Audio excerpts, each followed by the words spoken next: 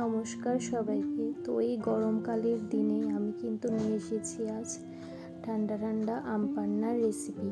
তো এখানে আমি 4টি আম নিয়েছি, তার গায়ে ভালো করে সরষের তেল লাগিয়ে নেব যাতে কিনা আমার খোসাটা ছাড়াতে সুবিধা হয়। তো এখানে আমি গ্যাসটা ধরিয়ে তার মধ্যে দিয়ে দিয়েছি 4টি আম।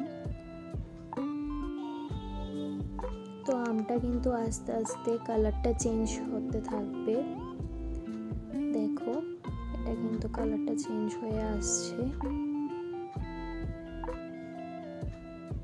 তো এখন আমি গ্যাস থেকে আমটাকে নামিয়ে পরিষ্কার জলে ভালো করে আমটাকে ধুয়ে খোসাটা ছাড়িয়ে এটার পিউরিটা আমি বের করে নেব।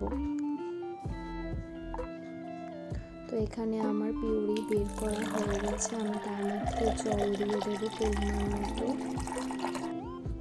তার মধ্যে পরিমাণ মতো লবণ, পরিমাণ মতো গোলমরিচের গুঁড়ো,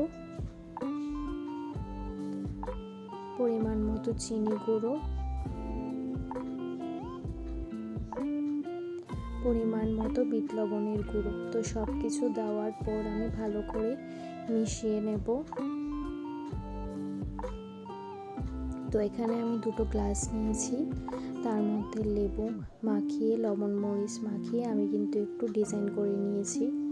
তো গ্লাসে আমি শরবতটা নিয়ে নেব।